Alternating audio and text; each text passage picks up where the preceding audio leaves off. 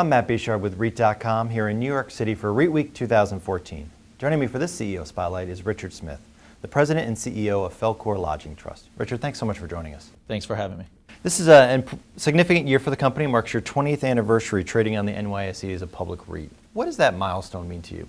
Well, we're very proud of the heritage and the culture built at the company that Tom started back 20 years ago, and happy to be a part of NAREIT for all those years, and looking forward to the future in particular, because we've made a lot of changes recently, and we are pretty much complete with all the transformation of the company.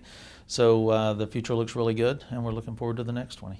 And if you look at that 20-year period, what do you think has been the most transformative move or decision that really shaped the way the company is now? Well, I think we were in a position to where we had, from an investor perspective, we had an issue with the overall quality of portfolio as well as the balance sheet. And the moves that we have made, changing everything that we changed from an operational standpoint, from a capital deployment standpoint, from a strategic and tactical standpoint as it related to the portfolio, led us to selling a lot, adding some, and really cleaning up the portfolio from an overall quality standpoint, and vastly increasing that portfolio. For example, in 2007, the last upturn, the RevPAR from then to now, not on a same store basis, just for the portfolio, has doubled.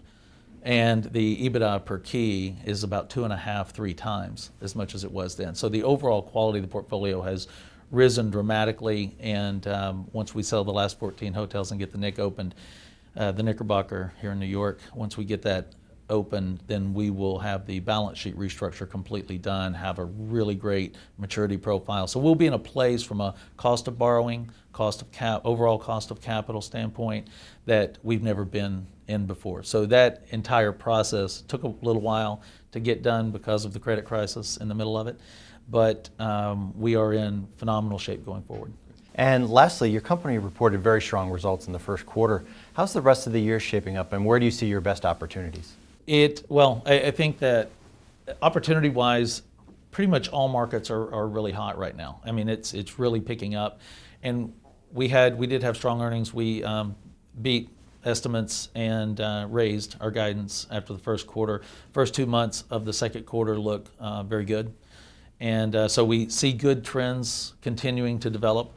The primary thing that's driving that, I think, is the kind of reemergence of group. Group is picking up, kind of across the board, group is picking up more than had been anticipated. And so that's creating more compression, which gives GMs the opportunity to take advantage of that with regard to how they mix their customer base, and also on absolute rates to drive rates better. So we see a lot of really good trends. As long as those continue, we should be in good shape for the year. Great, Richard. Thank you so much for joining us. Thanks for having me. For more on this and other REIT news and analysis, be sure to visit REIT.com.